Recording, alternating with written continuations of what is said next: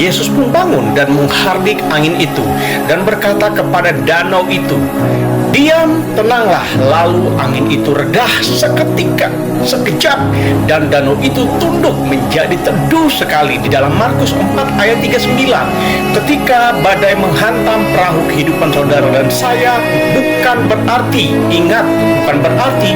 kita tidak menjadi basah. Artinya bukan berarti kita tidak terpengaruh oleh keadaan itu, terhempas dan menjadi gundah karena kenyataan hidup yang kita alami. Mungkin beberapa dari kita sekarang telah berada dalam badai situasi yang tidak sangat enak. Kita tidak hanya basah, kita terendam dalam kekhawatiran, terendam dalam ketakutan, kekecewaan, hancur berantakan. Kita seakan-akan tidak ada lagi pertolongan yang datang untuk kita. Kita menjadi malu dan tak berdaya. Kita berpikir seharusnya kita berpikir kita lebih kuat, seharusnya kita lebih cerdas, seharusnya kita lebih bahagia dan tidak terkena dampak itu.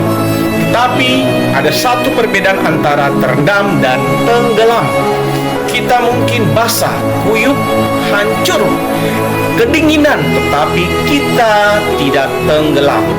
Kita mungkin terendam oleh keadaan ketakutan, air ketakutan, tetapi kepala kita masih ada di atas air.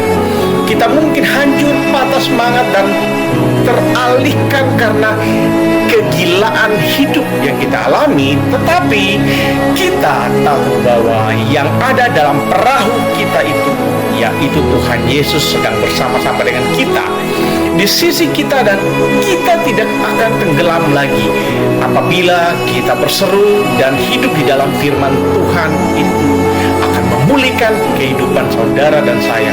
Shalom Aleichem.